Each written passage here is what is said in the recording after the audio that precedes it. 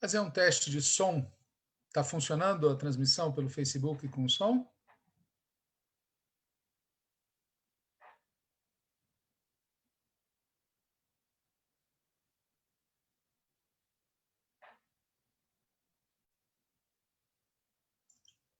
Fazer um teste de som.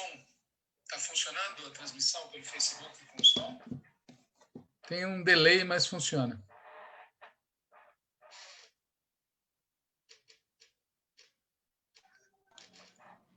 Eu acho que a música não deu para ouvir, infelizmente.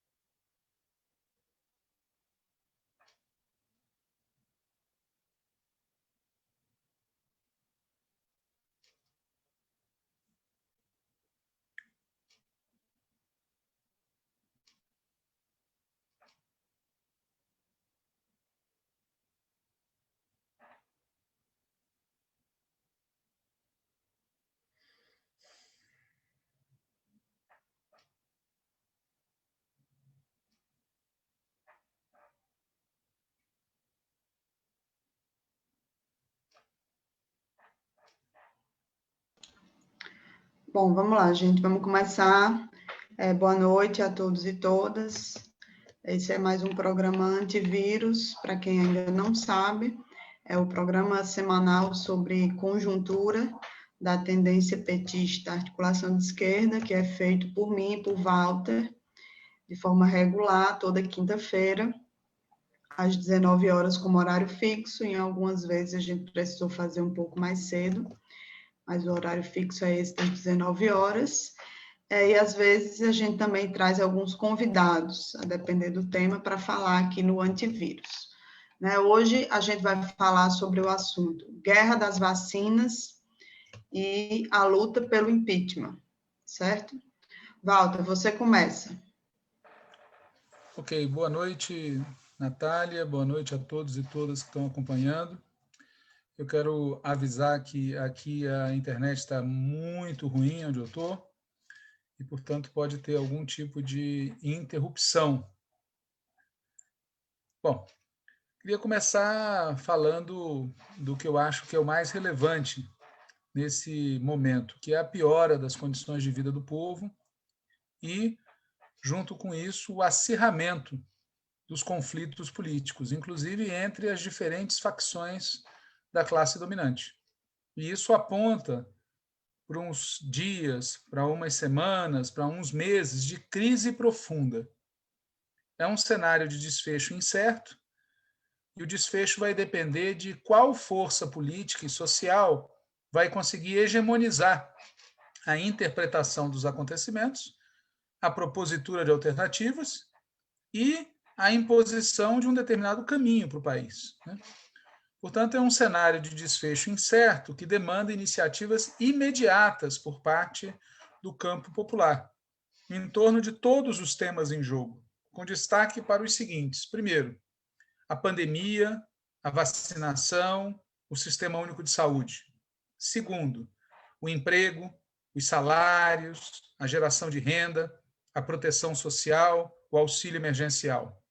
Terceiro, a política econômica de desenvolvimento, a necessidade da reindustrialização do país e uma síntese disso é como se posicionar frente à questão da Ford.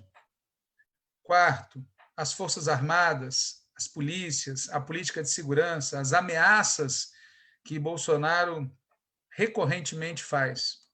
Quinto, a eleição das mesas diretoras da Câmara dos Deputados e do Senado e a conexão disso com essa conjuntura. E sexto, mas não menos importante, o impeachment de Bolsonaro e a recuperação dos direitos políticos do companheiro Lula. Sobre a evolução da pandemia, os seus efeitos, as suas características aqui no Brasil têm confirmado as previsões científicas e as análises político-econômicas e sociais da esquerda, desmoralizando dia a dia a tal fábula da gripezinha. Mas vamos falar claro, não é só Bolsonaro que comete crime nessa questão da pandemia.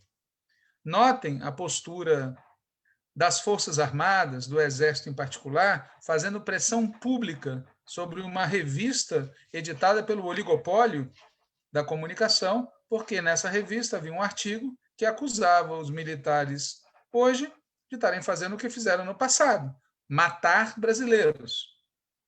Notem a postura do governador de Manaus e de tantos outros gestores de direita, inclusive o senhor João Dória, que para algumas almas caridosas se tornou uma pessoa muito, digamos assim, amigável ultimamente, mas que do nosso ângulo, inclusive no combate à pandemia, está longe de ser alguém que mereça elogio. É preciso lembrar também de grande parte do empresariado brasileiro, que pressionou e segue pressionando para que a classe trabalhadora se exponha aos riscos, sem cuidados adequados. E apoia medidas de ajuste fiscal, de restrição, que, ao pé da letra, são o que o Bolsonaro defende e que o leva, inclusive, agora a suspender o auxílio emergencial. O fato é que a maneira como Bolsonaro e seus aliados atuaram e seguem atuando na contramão do que deveria ser feito, isso tudo gerou um resultado terrível. Mais de 200 mil mortos, crescimento das contaminações e das mortes, um ano depois de tudo ter começado, e falta vacina para toda a população. Não precisava ser assim sob nenhum aspecto. Basta dizer que no surto de H1N1, de todos os países do mundo, o Brasil foi um dos países que mais vacinou. 49% da população foi vacinada, contra 22% nos Estados Unidos, contra 14% na Argentina. Por quê? Porque aqui tem uma estrutura, o Sistema Único de Saúde, uma expertise, profissionais, políticas públicas, que essa gente que está no governo agora faz de tudo para desmontar. É importante dizer que o desafio, mesmo do ponto de vista estritamente sanitário, é e seguirá sendo imenso. Entre outras razões, porque esse estado de pandemia deve durar, ao que tudo indica, até o primeiro semestre do ano que vem, exigindo medidas que a gente chama de emergenciais, mas que têm um horizonte temporal para além de um ano. Além disso, a pandemia tem um comportamento sazonal. E a julgar pelo que aconteceu no ano passado, o pior esse ano ainda está por vir.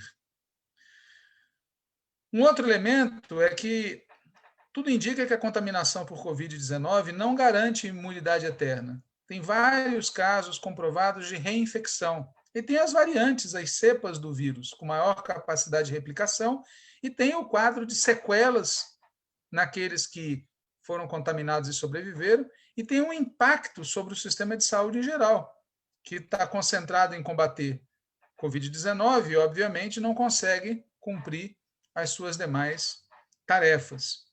E algo que foi comprovado é que o aumento da circulação das pessoas é um fator decisivo para a contaminação. As escolas, por exemplo, são um grande foco. E a pressão do empresariado e de alguns setores da sociedade, gente ligada ao bolsonarismo ou não, no sentido de manter a vida como se ela estivesse normal na hora da produção, gera mais contaminação. E como não há uma política adequada, a gente está vivendo uma franca expansão da pandemia, né? Entretanto, diferente do que ocorreu em 2020, não se trata de uma ameaça nova.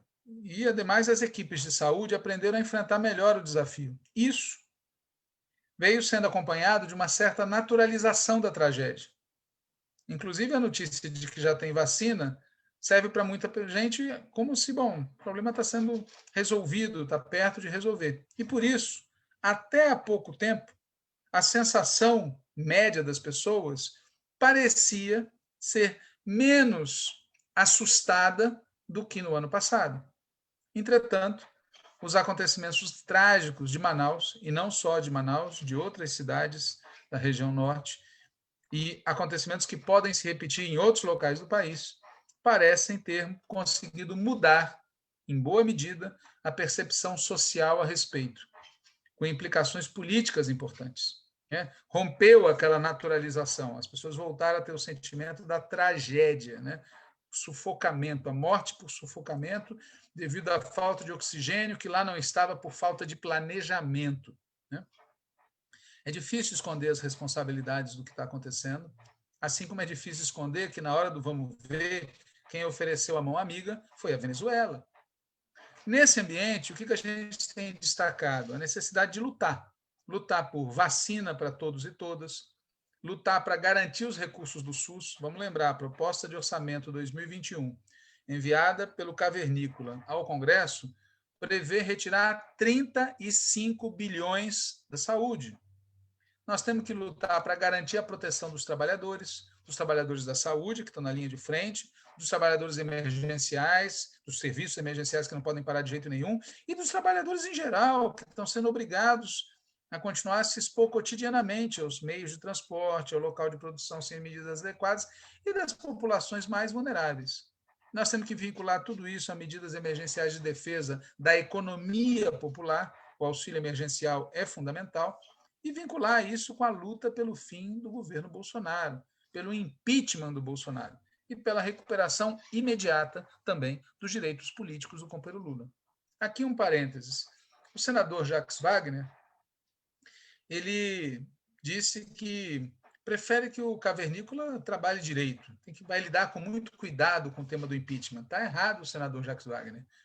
É indispensável não repetir agora o erro cometido no ano passado, quando as pessoas diziam a vida em primeiro lugar, não vamos fazer luta política contra o Bolsonaro. Já está provado que ter deixado o Bolsonaro continuar governando por um ano causou dezenas de milhares de óbitos de compatriotas que poderiam estar vivos se o governo tivesse sido derrubado ano passado, quando ele deu uma balançada. Mas naquele momento faltou vontade política de muita gente de esquerda, e agora o senador Jacques Wagner revela que não aprendeu a lição. Aliás, sobre Senado, vale dizer que a posição da bancada do PT no Senado é absurda. A bancada do PT no Senado vai votar num candidato, Rodrigo Pacheco, do DEM, que é apoiado pelo Bolsonaro. Imagina, nesse clima, nessa situação que está o país. E é muito importante que a bancada de esquerda na Câmara dos Deputados coloque a questão do impeachment sobre a mesa como condição para o seu voto no primeiro turno, inclusive. Né? E é preciso mobilização social, não só nas redes, na nossa opinião. Aliás, tem uma série de carreatas convocadas pelo país inteiro para esse sábado. Nesse contexto da discussão sobre o tema do Covid, do combate ao Covid, das medidas de saúde, é bom lembrar que o plano de vacinação apresentado pelo governo Bolsonaro e também o plano de vacinação apresentado pelo governo Dória, entre outros, não são adequados, porque não levam em conta que a pandemia ela não atinge todo mundo por igual. Existem setores que são muito mais atingidos que outros. E o modelo de vacinação precisa levar isso em conta. Por exemplo, começando a vacinar naquelas regiões onde morreu mais gente. Nós temos todas as condições técnicas, temos uma expertise para ser um dos países do mundo que mais vacina, que vacina mais pessoas, que vacina mais rápido, porque, como já foi dito, a gente tem uma rede que já se demonstrou capaz de fazer isso diversas vezes. Basta dizer que todo ano o Brasil vacina 80 milhões de pessoas, vacinação contra a gripe. Contra o Covid-19, seria possível vacinar 80 milhões de pessoas antes do inverno, 80 milhões depois, e teremos uma cobertura vacinal muito extensa.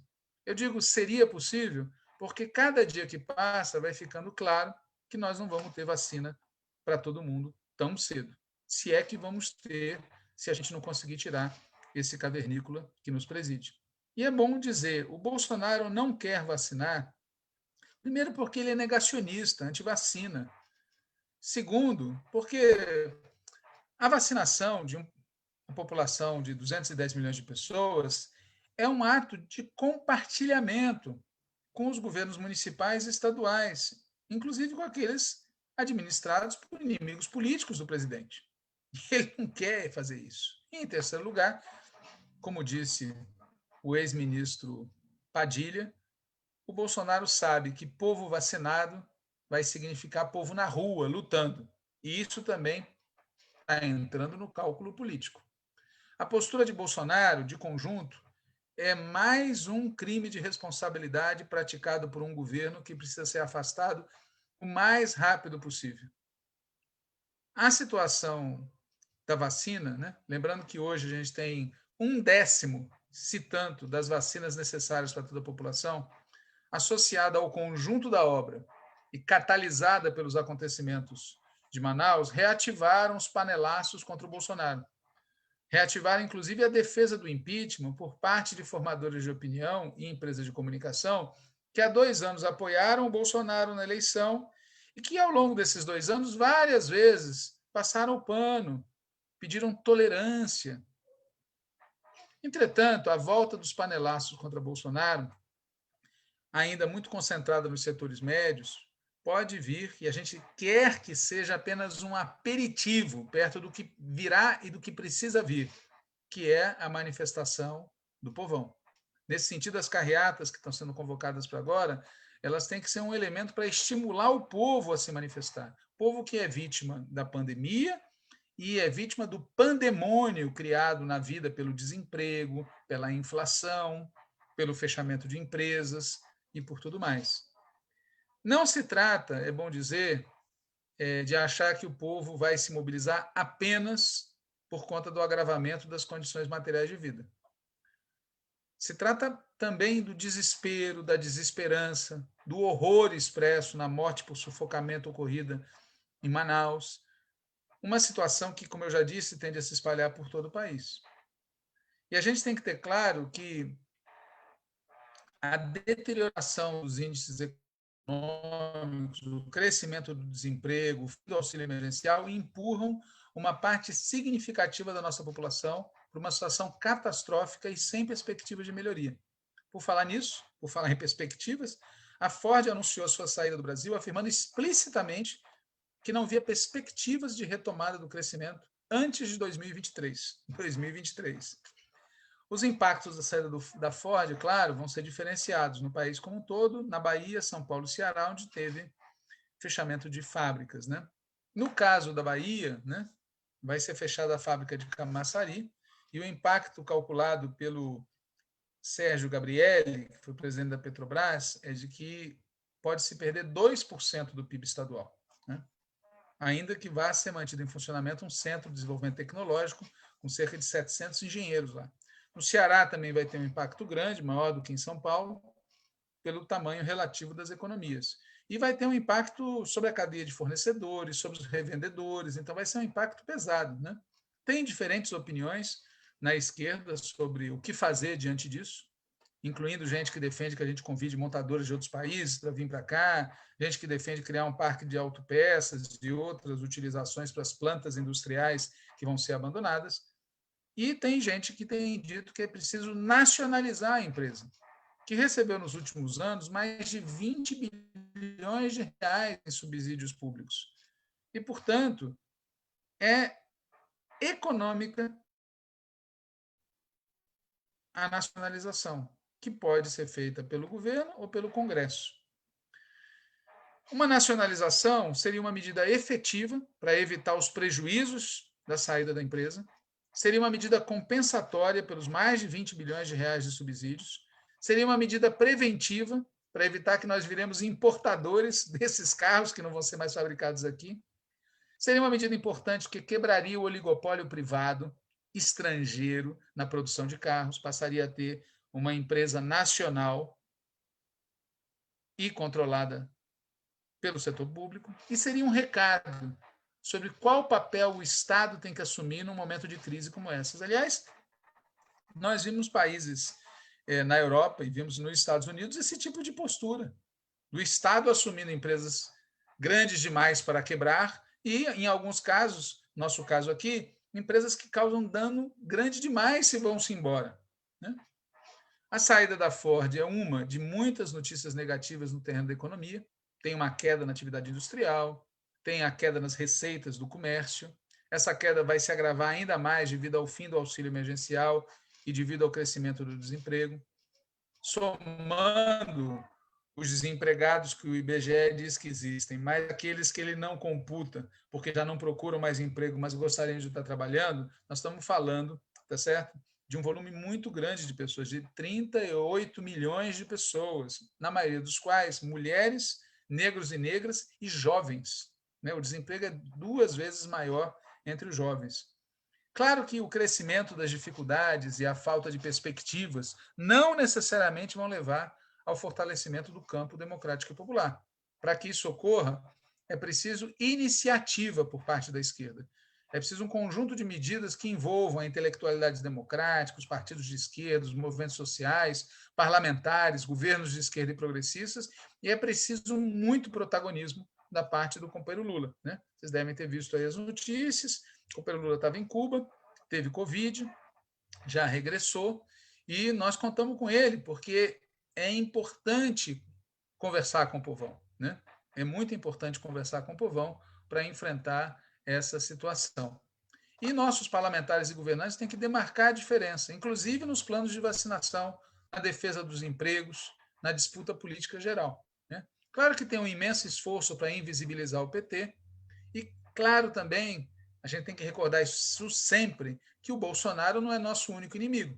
No campo da direita, por exemplo, tem aí o governador Dória, do PSDB de São Paulo, que nesse momento vem sendo o protagonista dessa direita que disputa com o Bolsonaro, buscando, inclusive, capitalizar para ele, para o Dória, realizações de instituições públicas que o Dória nunca prezou, e escolhendo iniciar a vacinação com pessoas de setores sociais que ele nunca respeitou. É um picareta. E tem gente que passa o pano, né? Que acha... Nós temos que, desse ponto de vista, ter claro que não se trata de um detalhe, quando, por exemplo, o ex-ministro Tarso Genro escreve uma carta para o Dória pedindo que ele assuma protagonismo na oposição a Bolsonaro. E também não é um detalhe quando a bancada do PT na Câmara dos Deputados decide apoiar o Baleia Rossi no primeiro turno.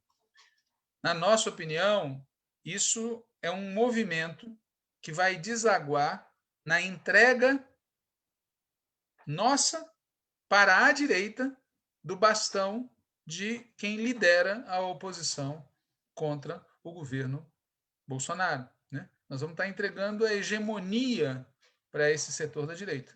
E cá entre nós, a gente não deve minimizar nem o potencial do Dória, nem minimizar o potencial do próprio Bolsonaro, que já demonstrou várias vezes que sabe escapar de situações aparentemente sem saída.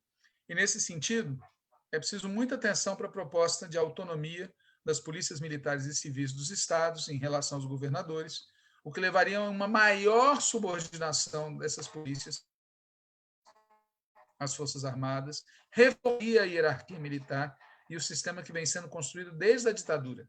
Né? Sistema que se baseia em tratar o povo como inimigo. Essas instituições tratam o povo como inimigo. E vale lembrar que um dos mais da agenda de Bolsonaro tem sido exatamente a participação em cerimônias militares. Nesse contexto é que a gente está debatendo aqui a eleição dos novos presidentes da Câmara e do Senado. Mas sobre isso é a Natália Sena que vai falar.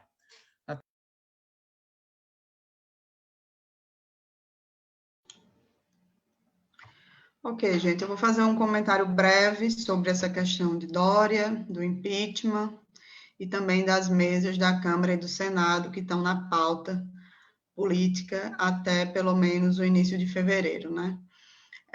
Parece que eu estou vendo, né? Walter já comentou um pouco sobre isso, mas a gente precisa reforçar. Parece que eu estou vendo a quantidade de gente que vai começar a aparecer de esquerda, né? Que vai se desesperar antecipadamente para que a gente faça algum tipo de aliança com este cidadão chamado João Dória para derrotar Bolsonaro, né? Seja em 2022 ou antes. Os sinais de que isso pode se materializar estão aí para quem quiser ver, né? É bom lembrar que no início da pandemia tinha gente defendendo soltar nota de apoio a ele, né? Pela sua atitude exemplar no combate à pandemia. E agora, com o início da vacinação, e tudo que aconteceu, Walter já falou aí sobre isso bastante, a contemporização e as ilusões, a minimização do que é, né, Dória e o PSDB já começa a aparecer de novo, né? Muita gente diz, pelo menos ele não é negacionista, ou seja, supostamente não ser anti-ciência está virando motivo para a gente entregar protagonismo, né? Bastante complicado. Então, eu acho que é urgente, né, fundamental a gente enfrentar esse tipo de posição desde já, por isso que a gente está falando abertamente aqui sobre isso, né? Temos que entender que Bolsonaro e Dória, né, eu ia falar Bória, Bolsonaro e Dória são duas faces de um mesmo projeto, né, que é o projeto ultra neoliberal. Essa é a essência da coisa, né? E não tem aliado nosso nesse projeto, especialmente quando se trata de uma situação política, de uma conjuntura onde a gente precisa construir, né, um projeto de longo prazo. Nessa situação de defensiva da esquerda, né, diante do desafio que a gente tem de recuperar espaço e apoio junto à classe trabalhadora. Então, num ambiente como esse, não tem aliado nosso do lado de lá, né, dos defensores do projeto ultra neoliberal. É por isso que a gente tem insistido muito em dizer e em tentar reverter as posições que o PT está adotando na eleição das mesas, né? Por isso que é tão errada a posição que o PT está adotando na Câmara, e principalmente no Senado, né, sobre a eleição das mesas e da presidência das casas. No caso do Senado, a forte tendência é de vitória do candidato que vai ser apoiado pelo PT e que é também o candidato de Bolsonaro. Na verdade, ele é principalmente o candidato de Bolsonaro que os nossos senadores resolveram amarrar a burra lá nessa candidatura.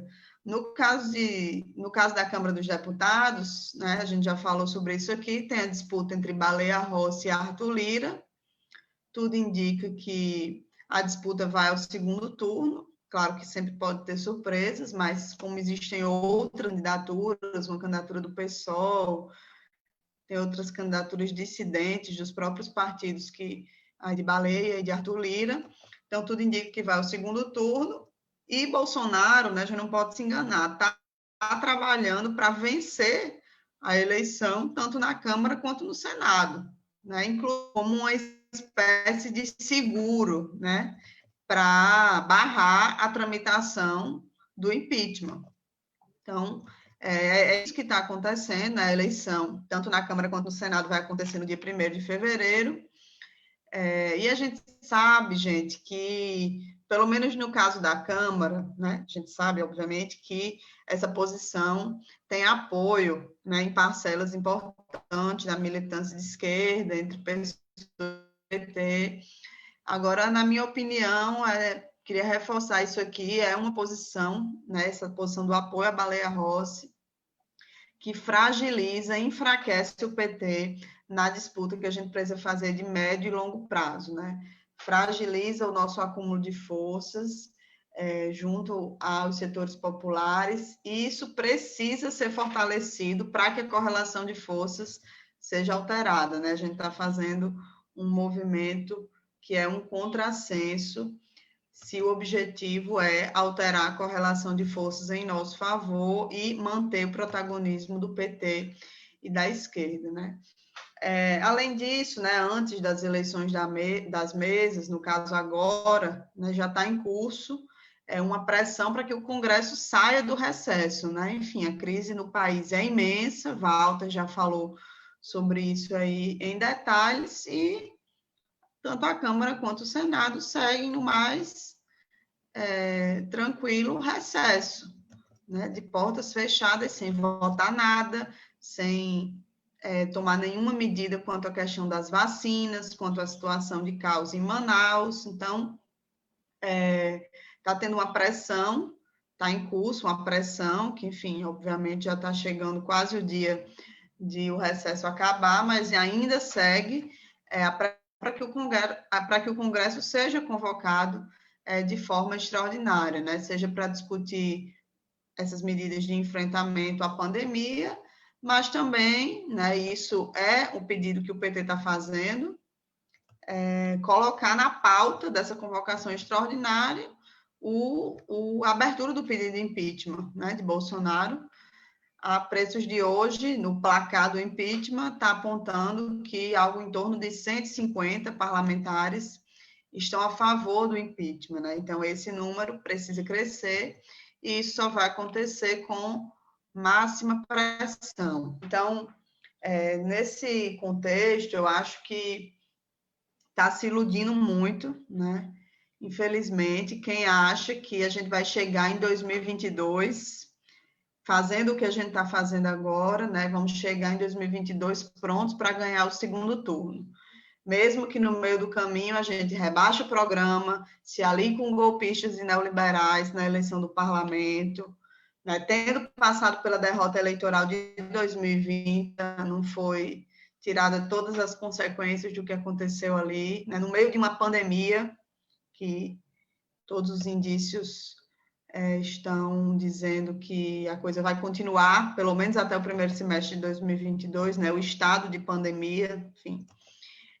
Então, eu acho que a retomada do protagonismo da esquerda, do PT, deve passar por uma mudança de postura, e uma mudança de postura em todos os âmbitos da luta política, ou seja, além de fazer luta social, que é uma tecla que a gente está batendo muito, aqui a gente precisa travar a disputa institucional de forma mais radicalizada, né? E não achando que qualquer acordo é a salvação da pátria. Em relação à pressão pela abertura do impeachment, por exemplo, a gente está até bem posicionado, né? Vamos ter mobilização, estamos colocando isso na pressão pela convocação do Congresso de forma extraordinária, mas quando chega na hora de dar maior concretude a essa posição, né, colocar isso como condição do nosso voto, tanto na Câmara quanto no Senado, por exemplo, o compromisso com o impeachment, aí uma parcela importante da esquerda e do PT está recuando, né, passando o sinal de que a nossa pressão ela é retórica, né, é só no discurso, né, não é para valer. Ou seja, nessa guerra do impeachment, né, pelo menos até agora, na minha opinião, o PT não está tirando todas as consequências da posição que defende. E essa questão da abertura do impeachment é justamente a principal questão da nossa pauta, que está justamente sob o poder absoluto da presidência da Câmara dos Deputados, né? A questão da abertura do processo de impeachment. Então, tinha que ter, né, a gente tinha que estar levando a pressão até as últimas consequências e, pelo menos, né, condicionando o nosso voto aí no tal do Baleia Rossi a um compromisso dele com a abertura do pedido de impeachment. Se ele não se comprometesse, a gente teria política, enfim, no comando para lançar a nossa candidatura própria no primeiro turno, né? Uma eleição que certamente, enfim, muito provavelmente vai ao segundo turno. Então, esse é o cenário, né? Eu acho que uma derrota que mereça esse nome, né, de derrota de Bolsonaro não vai vir com o PSDB, não vai vir com o MDB, não vai vir com o DEM, não vai vir com os defensores do programa ultraliberal e que operaram o golpe contra Dilma. Não vai vir com esse pessoal, né? Esse pessoal tem que ser derrotado junto com Bolsonaro e não depois. Né, são parte do campo bolsonarista, né, tem responsabilidade na eleição dele, a gente nunca pode esquecer disso, né, seja quando deram o golpe, seja em 2018, que quando foram esmagados no primeiro turno, escolheram um lado, e não foi o nosso, contra Bolsonaro, contra o PT, valeu se aliar a Bolsonaro, né? E o principal de tudo é que essa gente, né, MDB, Baleia Rossi, João Dória, Rodrigo Maia, eles é que são os orgânicos neoliberais destruidores de direitos da classe trabalhadora, das liberdades democráticas, da soberania nacional, no nosso país, né? Eles são a direita raiz, essa é a direita raiz, né? O Bolsonaro é um instrumento na atual conjuntura, a gente não sabe a longevidade que vai ter o bolsonarismo, esse fenômeno, enfim, claro que pode causar muito estrago, né, em certas pautas, em certas, enfim, capacidade que tem de fazer questão do fechamento de regime, enfim, coisas mais radicais. É claro que pode causar muito estrago, né? A nota que Aras, né, que o Procurador-Geral da República soltou, avisando que Bolsonaro pode convocar estado de defesa, é um exemplo do estrago imenso que o bolsonarismo ainda pode causar, mas, né, os orgânicos neoliberais, a gente precisa ter bem nítido quem são. Inclusive, tem uma lembrança curiosa que eu queria comentar aqui, que é sobre essa questão da nota que o Procurador-Geral Aras soltou, né? A bancada do Senado, a bancada do PT no Senado está afirmando que vai votar em Rodrigo Pacheco para presidente, né? Que é o candidato de Bolsonaro, porque ele seria garantista, né? O que é o mesmo argumento usado para essa mesma bancada do PT no Senado aprovar a indicação do Procurador-Geral da República, Aras. Ele seria garantista, né? Genial essa lembrança. E quando a gente fala de ilusões, né, disso que seria comovente esse tipo de ingenuidade, se não fosse trágica, né, para o PT, para a esquerda. E, na real, não tem nada de ingenuidade, né? Então, é isso, né? Sem independência em relação à direita neoliberal, a derrota deles, junto com Bolsonaro, né? Uma eventual derrota de Bolsonaro, na minha opinião, não vai passar de uma miragem, né? É por isso que é muito importante, a gente vai bater nessa tecla no próximo período, não ter ilusão com Dória e os neoliberais, de uma forma geral, nessa guerra das vacinas. Né? Dória é anti-SUS, é privatista, é anti-serviço público, né? E também por isso, né, em relação ao impeachment, a gente também não pode acreditar no ponto da carochinha de que o impeachment sem uma grande pressão, né? Que, de nossa parte, para ser máxima, precisa incluir o risco, o grande risco de ficar fora da mesa na Câmara, ou ficar com alguma comissão menos importante na Câmara. Enfim, né?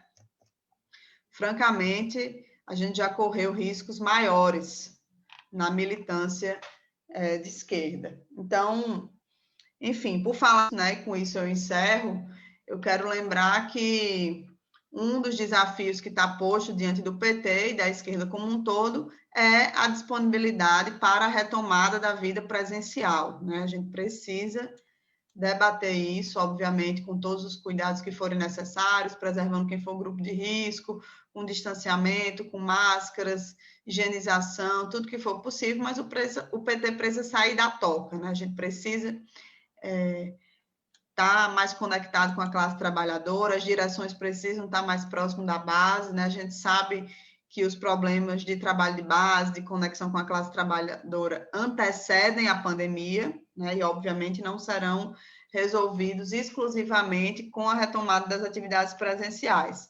Mas também é verdade, não tem como não reconhecer isso, que a pandemia aprofundou essa situação, né? Ou seja, praticamente eliminou o contato presencial entre os militantes e os dirigentes, entre a classe e a vanguarda, e isso tem consequências, né? Consequências que vão desde privar parcelas da classe trabalhadora, da militância, que não conseguem, por razões diversas, utilizar ferramentas tecnológicas para fazer política, então essas pessoas estão privadas do debate, da militância, até o forte, imenso aprofundamento da desmobilização para a luta social e política contra o governo Bolsonaro, né? Então, preciso a gente estar lembrando, né? O fato concreto é, o povo está trabalhando, né? Os estudantes provavelmente vão ter que voltar às salas de aula, as igrejas estão funcionando, estão em pleno funcionamento. E aí, num ambiente como esse, quanto mais a gente naturalizar e nos acomodarmos com essa militância via Zoom, via redes sociais, via lives, mais desconectados a gente vai ficar da vida real da classe trabalhadora, né? Eu acho que é isso, né? Queria só fazer mais um comentário, né? Dentre aí dos outros assuntos, né? Lembrar que o Enem, que aconteceu no domingo passado e vai acontecer de novo, a segunda fase no domingo, nesse domingo agora, né? Teve uma imensa, muito fora da curva, né? O percentual da abstenção. E isso, né? Pode ter aí algumas razões, obviamente, a maioria delas relacionadas à pandemia, mas é necessário que a gente lembre que isso vai impactar muito, né? O ingresso nas universidades dos filhos, né, dos estudantes filhos da classe trabalhadora. Ou seja, né, mais uma coisa emblemática, mais um exemplo muito nítido que está aí na nossa cara para quem quiser ver, que por diversos caminhos, né, caminhos tortos, a direita vai rapidamente desmontando, né, cada um dos avanços que a gente conseguiu impor nos nossos governos. Agora, com essa situação do Enem, certamente o impacto vai ser brutal no perfil de pessoas que vai ingressar nas universidades. E aí, gente, não tem jeito, né? Quanto mais tempo a gente demorar para virar a mesa, nessa situação de uma forma geral, mais retrocessos vão acontecer. É isso. Não sei se Walter quer comentar alguma coisa, mas teria só uma pergunta. Tá. Eu queria fazer dois comentários. Um foi sobre uma pergunta que você colocou aqui no chat, né? Impeachment para entrar o Mourão. Esse é um problema real, né? A nossa política, na verdade, é fora Bolsonaro, fora este governo, suas políticas e fora Mourão. A nossa defesa, dada a gravidade da situação política do país, é convocar eleições. Agora, qual é o problema? Sem tirar Bolsonaro, sem uma pressão, uma maioria política no país disposta a pelo menos tirar o Bolsonaro, não se criam as condições políticas para o restante. Então, o que nós não podemos fazer, se queremos resolver os problemas do país, é achar que o único problema é o Bolsonaro. Porém, de outro lado, nós não podemos cair na ideia de que ou se resolve tudo garantidamente ou nós não fazemos nada. Se de fato este cidadão é o que a gente diz que é, além de miliciano, além de neoliberal, vem aplicando uma política propositalmente genocida no que diz respeito à pandemia, se a gente realmente acredita nisso tudo, não dá para dizer, bom, é isso tudo, mas vamos esperar até 2022. Nós temos que fazer pressão. E a pressão tem que ser máxima. A medida concreta, de imediato, é o afastamento do presidente. Mas vamos combinar? Essa política em relação à pandemia, por exemplo, não é uma política só do Bolsonaro. É uma política das Forças Armadas brasileiras. O Pazuello está lá, o general responsável por logística. Aliás, rolou uma brincadeira divertida, um card dizendo que se tiver golpe militar, a gente tem que esperar que seja planejado pelo Pazuello, que vai ser um fracasso total. Então, enfim, moral da história, em relação ao tema do Mourão, é um problema, sim. Nós não queremos que o Mourão fique na presidência, nós queremos limpar as cavalariças, mas a gente tem que fazer pressão pelo fora Bolsonaro e pelo impeachment. Uma coisa não é contraditória com a outra. E o segundo comentário que eu queria fazer diz respeito a uma efeméride, né? Nós estamos, se eu não sou confuso, no dia 21 de janeiro de 2021, né? No dia 21 de janeiro de 1921, há 100 anos, foi criado o Partido Comunista Italiano, que um partido muito interessante, sua grande figura é o Antônio Gramsci, tá certo? Mas há outras grandes figuras, como Togliatti, como Berlinguer. Foi considerado no seu tempo o maior partido comunista do Ocidente, uma presença muito forte na vida política, cultural, sindical da Itália. Tinha uma rede de sedes pelo país inteiro, intituladas Casas do Povo, com atividades culturais, atividades associativas. Era um partido de massa que convocava comícios, sim, multitudinários, em que os dirigentes faziam falas com muita consistência, né? As festas do Lunitá, um jornal diário. E, quando a União Soviética entra em fase final, esse partido entra numa voragem interna e decide se suicidar. Decide se suicidar. A história é contada em várias obras, mas tem uma que eu queria indicar aqui, que é o Sastre de Ulm, do Lúcio Magre, o Alfaiate de Ulm, que é uma figura de um texto do Bertolt Brecht, e ele usa, não vou aqui fazer spoiler, ele usa isso como parábola, né? Não do fim do Partido Comunista, mas parábola da luta pelo socialismo. Mas vocês leiam no livro, foi publicado aqui no Brasil pela editora Boitempo. E por que ler isso? Primeiro, porque é importante conhecer, mas principalmente porque lembra muito o que está acontecendo aqui no Brasil com o nosso Partido dos Trabalhadores. Para que não aconteça o mesmo, né, é preciso que a gente aprenda com as experiências passadas aqui do Brasil, do velho Partido Comunista, que depois se transformou em parte naquele PPS, mas também com a experiência italiana e tantas outras. Então, eu queria fazer esse segundo comentário também. Ok. É isso. Com isso, a gente encerra o programa Antivírus de hoje. Até a próxima quinta. Boa noite, Walter. Boa noite aí para todo mundo que assistiu até o final.